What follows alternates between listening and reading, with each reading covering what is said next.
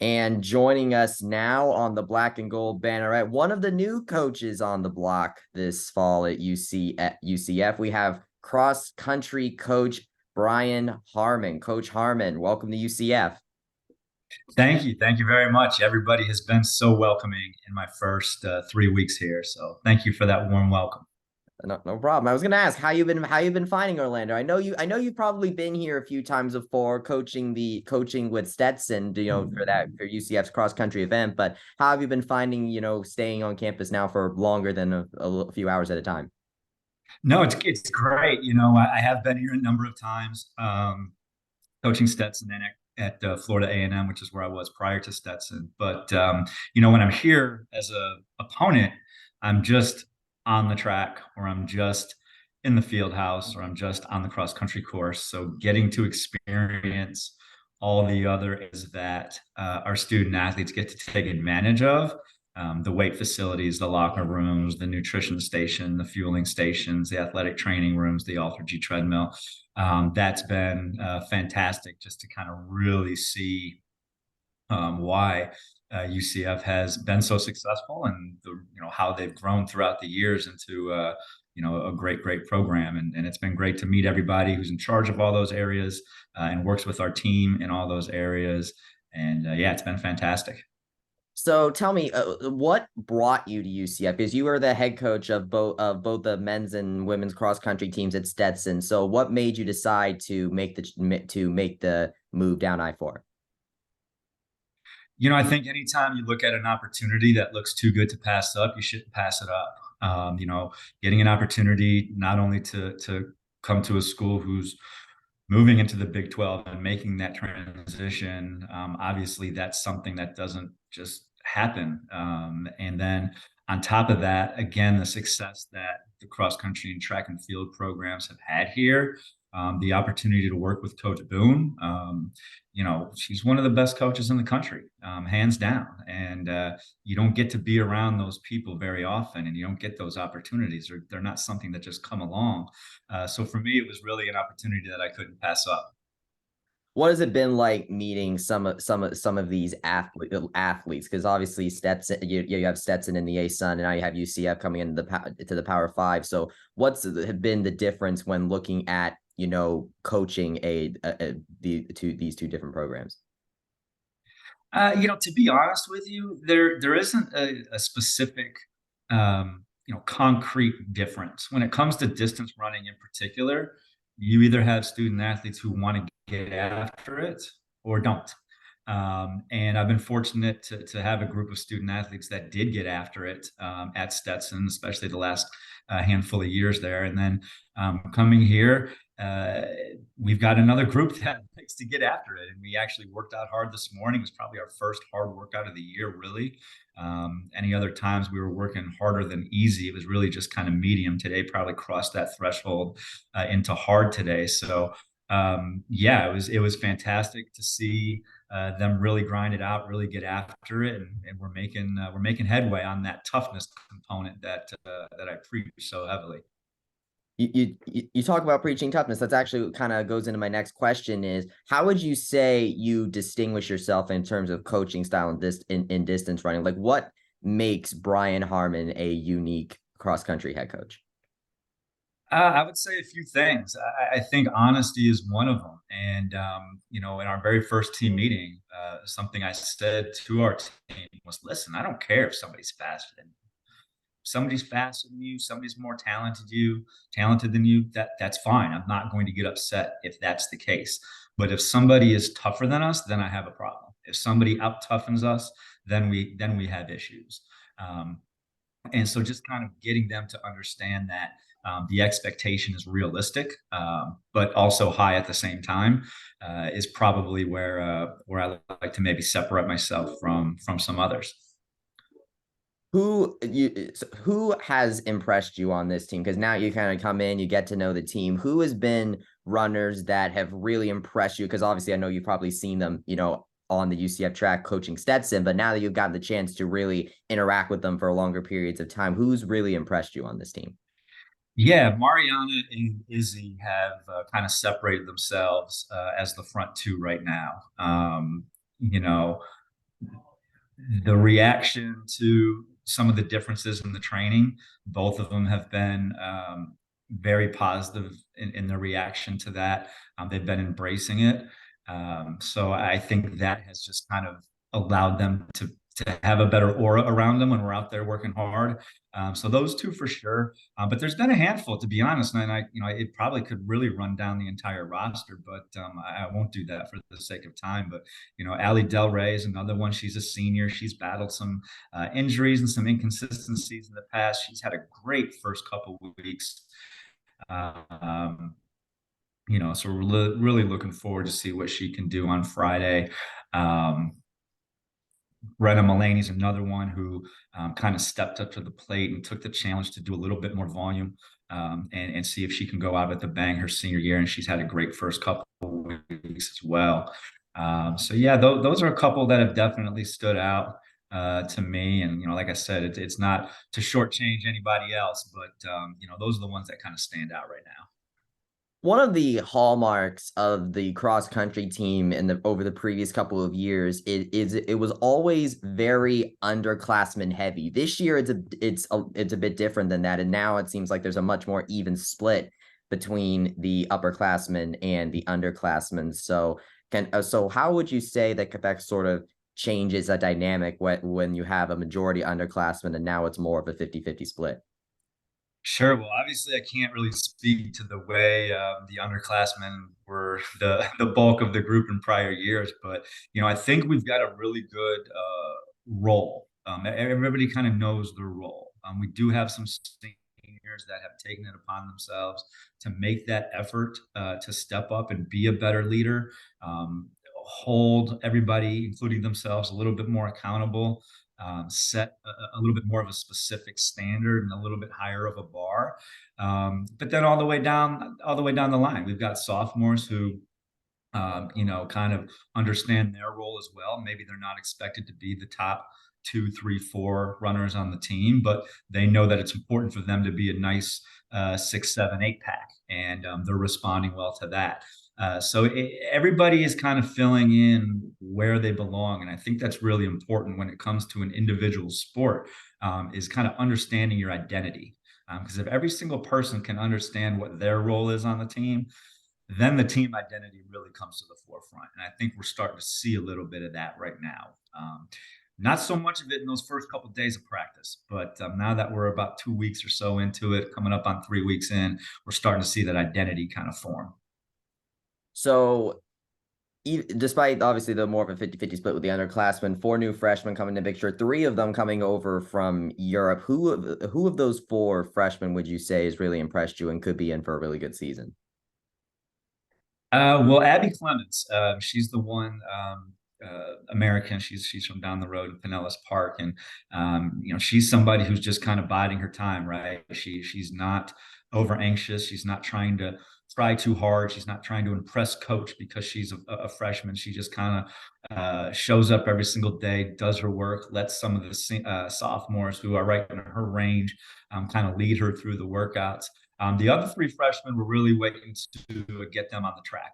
All 3 of them participated in their track season that led them pretty much all the way through July and even into early August. So a lot of those 3 international freshmen, they're probably not going to race until we get to Texas A&M.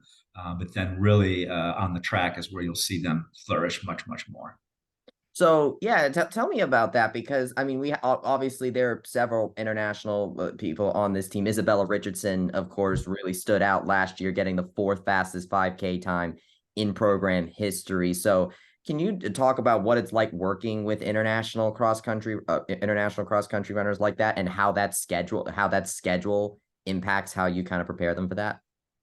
Yeah, it's different. Over there, they don't go through the typical high school sports system or even youth sports system. It's very club oriented from the very start. So at a very young age, it's very club oriented. And then even when they get to high school, they're not part of their high school's team. The high school doesn't have a team. It's just whatever club they want to join in the area. And sometimes some of them drive or 45 minutes to an hour, belong to a club that's not even in their hometown. So it can be very difficult. Sometimes they're doing training on their own. Sometimes they're only seeing their coach once a week, twice a week. So it really is a big adaptation period for them when they do get here. And especially with those three incoming freshmen that you mentioned, we're just really taking it slow. And that's, to me, that's really how you have to do it. They're in this country, for the first time in terms of their home. I mean, obviously they were here when they visited campus, but it's their home now, and that can alone be very overwhelming. So when you start throwing them into the American sports model, it can just be more and more and more in terms of anxiety and overwhelming. So it's really just a slow play, and letting them get comfortable with everything. And when they're ready, you can usually tell. You can usually see a little bit of a change when all of a sudden they're like, okay, they've been here. They're in the mix now. They're a little Americanized. They get it. They understand what's going on, and then you can start to push that envelope a little further. So you mentioned Texas A&M, and that's the third of three regular season meets you have on the schedule, down from four last year, with one less, meet to work with. How does that change how you kind of prepare the team since you have less opportunities to get them on an actual meet track before they go to the conference championships in October? Sure, it doesn't change a ton because those two meets at Louisville and Texas A&M, those are some of the best meets in the country that particular weekend. So, we're going to open up this Friday, and we're going to really work on knocking off some rust. We're going to work on applying some of the things in practice that we've been working on. And then after Friday, we'll sit down, we'll evaluate it, and we'll get back to the drawing board. And that gives us about 4 weeks until we get to Louisville, and then another 2 weeks after that. And we want that Texas A&M meet to be, somewhat of a conference preview meet. We want to be in tip-top shape by then, and we want to be in true form by then. So it doesn't really change anything in terms of the prep. We just have to understand that some of the workouts that we do, some of the practice prep might be just a tad bit more intense and needs to be a tad more on point because we don't have that one less rep in a race. But when it's time to get to Louisville and it's time to get to Texas A&M, everybody should know that it's time to race and it's time to get after it. So UCF cross country, following the history, we've not gotten a podium in a conference championship since 2002. So I want to ask, what do you think this team needs to do in order to be the best that it can be to get, a high conference championship finish? Yeah, I think trust not only in themselves but in each other, and understanding that this is an opportunity to experience some new things with a new coach. Obviously, the timing of everything wasn't ideal for anybody. Me getting here 10 days before our first day of practice, not only is it not ideal for myself, but it's not ideal for them either, who had 10 weeks of summer training with somebody else. But trusting that change can be good, trusting in each other, supporting each other, and again, taking that opportunity to realize that maybe what they've done in the past hasn't always worked, and we can tweak a few things and fix a few of those things and fine tune them and put together something solid for our debut in the Big 12. I think that's kind of our mindset right now is we don't really know how good we can be yet. But as long as we keep trusting each other, keep supporting each other, I think there's enough talent on this team where we can overachieve a little bit and we can go into the Big 12 with all these greater expectations and quote unquote bigger schools and bigger programs, definitely hold our own. You said you got here 10 days before practice started. So considering the brief amount of time that you will have with the team before they hit the track for the first time on Friday against FAU, what was the biggest thing that you wanted to see out of them before they hit the course for the first time in a meet? Yeah, I think just showing me how tough they can be, showing me that they're willing to try new things, and that within that there's no giving up, and they need to be as tough as they can possibly be. And there certainly has been, I'm sure, a little apprehension with some of the new things. Anytime, especially for the seniors, right? Charlotte Crooks, she's a sixth year senior. She's had had things a certain way for the last 5 years, and then you come in and change some of those things. It's going to take time. So patience has been a big word that we've preached as well. Guys, let's be patient. Let's work together. Let's communicate at a high level. When we're out on the race course, whether it's practice, whether it's a hard workout, whether it's a long run, show me you're tough. Show me you're tough. If you guys can show me you're tough, we're going to get along just fine. Awesome. So what's now kind of been like now, because you come from Stetson where you coach, two cross country teams. Now you have one cross country team, and then you have the distance group of the track and field team. So how have you kind of been finding it in terms of kind of the differences in the job description now? Yeah, actually, it's been great. Just getting to concentrate on one team is awesome, and you can dive a little bit deeper into some data because you have a little bit more time. Obviously, men and women, two different genders, right? They're two different teams. They require two different sets of ideals and goals and expectations and all that stuff. And we dealt with that at Stetson. The men's goals were not the same as the women's goals. The women's expectations were not the same as the men's expectations. So trying to manage those was certainly difficult at times, but it was what it was, and there's no problem with that. But now we're able to kind of really just zero in on these 16 girls and really focus on what we want our goals to be. And they get my 100% undivided attention every single day. We did 10 times, or we did 8 times 1K this morning. And I was able to get a split for all 13 girls that did the workout. I got all 13 of the, or all 13 girls got all the splits for their 1K repeats that they did. And if we had a men's team of 10, 11, 12 guys out there, that would be impossible.